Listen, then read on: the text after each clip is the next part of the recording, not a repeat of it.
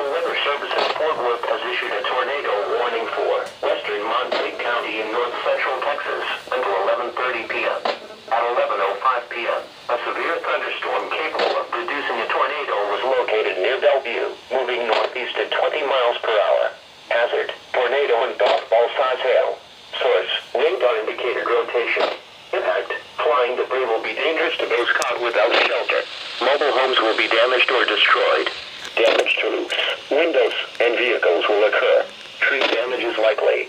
This dangerous storm will be near Stokely around 11:30 p.m. Take cover now.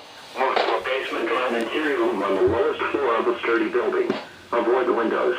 If you are outdoors, in a mobile home, or in a vehicle, move to the closest substantial shelter and protect yourself from flying debris. Tornadoes are extremely difficult to see and confirm at night. Do not wait to see or hear the tornado. Take cover now.